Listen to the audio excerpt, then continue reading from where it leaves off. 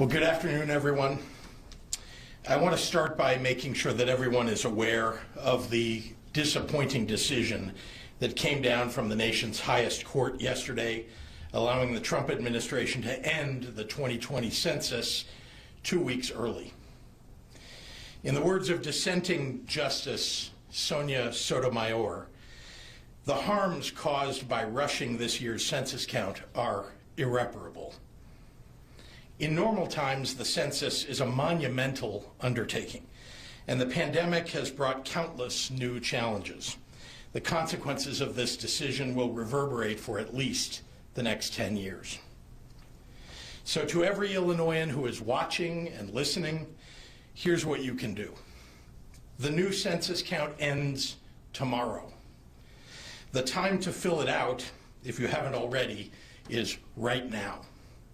The time to encourage your friends and neighbors to get counted is right now. Pick up your phone and go to my2020census.gov or call 1-844-330-2020. It takes less than 10 minutes. Make your voice heard by getting counted.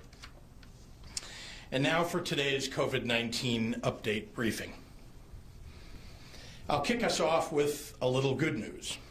Illinois is now averaging more than 60,000 tests a day for the last 7 days, meaning we test more than 3 times as much as the average state in the United States. And the vast majority of test results are being returned within an actionable period of time. Unfortunately, all 11 regions have seen an increase in positivity compared to where we were at last week's update. Statewide, our positivity rate has grown by more than 1 full percentage point in the last week alone. And in most regions, COVID-like hospital admissions have increased in the same period of time. To date, Illinois has had relative success in keeping this virus at bay, and we're still doing better than many of our neighbors, but we can't let up. And these numbers are indicating a concerning direction. That's particularly true in Region 5, Southern Illinois, which surpassed 8% positivity on average, up from 5.8% just 2 weeks ago. Today, the rolling average there is down to 7.7%, but it gets back up above 8 and stays there. If it does, Region 5 will face stricter mitigations across the board. I want to reiterate the message that IDPH and I have repeatedly given to local health departments and to local officials. Pay close attention to your community's metrics and have the courage to take action when local data indicates a problem. I have one simple thing to say to everyone in areas with rising positivity. Mask up. It will make a tremendous difference in keeping infection down. Currently, we have one region sitting above IDPH's 8% threshold for resurgence mitigations, meaning the state has stepped in to reduce community spread. That's Region 1, home to Rockford, Dixon, and Galena, and it entered tightened mitigations on Saturday, October 3rd, and has continued to see positivity rates climb at a consistent pace, now up to a rolling average of 10.1%. Hospital admissions in the area have stabilized after 2 weeks straight of growth. To the residents of Region 1, we're rooting for you. Each of you have a direct role in making a change to bring your numbers down.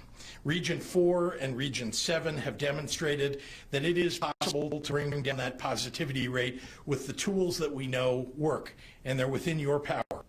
Wear a mask, keep some physical distance, and encourage those who flout public health guidance to act with consideration for the entire community. With that in mind, I want to take a moment today to discuss the imminent holiday season. Preparations for Halloween and de los Muertos have already begun. Diwali starts 1 month from now. And before you know it, it'll be Thanksgiving, Hanukkah, Christmas, Kwanzaa, and New Year's. It's a flurry of some of the biggest traditional family gatherings in a multitude of cultures, by large representing one of the busiest travel times of the year. Family gatherings, celebratory vacations, travel, all phrases that have taken on a new meaning and a new sense of concern in a way we never expected a year ago. But just as was true for Easter and Eid and the 4th of July, this virus doesn't make exceptions for traditions. Yesterday, the CDC director reiterated a concern that epidemiologists have been expressing for weeks now. Small family gatherings are one of the most prevalent ways that the virus is being transmitted. He expressed his concern, the director did, so that families will take special precautions as they make Thanksgiving plans. There is no free pass in this season of giving when it comes to COVID-19. When confronted with decisions to become a holiday season, people have heard us call to now might face new temptation to let their guard down. Well, let me be blunt. This virus isn't taking a holiday. It only wants to find new hosts. And if you think it's okay to let your guard because some people fine after they got COVID-19, I'll remind you that many young people in their 20s and 30s and 40s are experiencing long-haul symptoms of this virus. Pulmonary issues, months-long breathing and coughing issues, exhaustion. Even for healthy young people, that's not a walk in the park. So don't treat it like one. The safest thing you can do simply is take precautions. After PK, I want to be our families and friends during this holiday season too. We're all being so want to see time our loved ones we spent the better part of a year worrying about. So today, IDPH is releasing guidance and recommendations from medical experts on how to have Thanksgiving holidays safe. The recommendations cover just like considerations, guests, holiday shopping, and celebratory meals. I've asked Dr. ZK to outline some of the items for you today. So, ladies and gentlemen,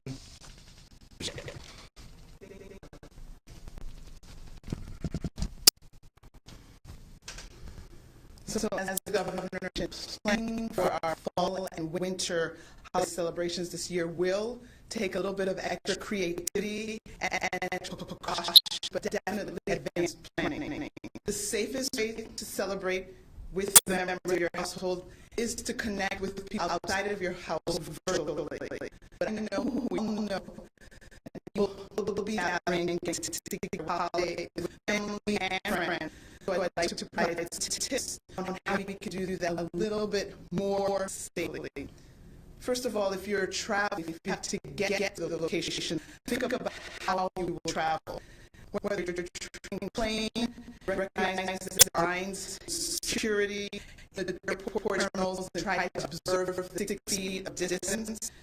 Remember that there may not be the to has a 6 feet distance on the plane.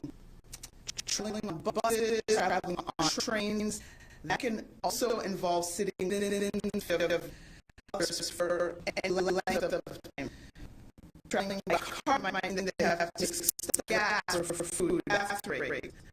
All these forms can be safe for you to your hand. So if you're actually trying to have outdoors as the weather will permit.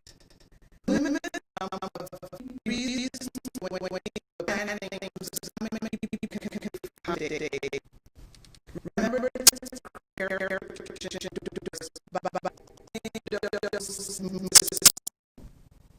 remember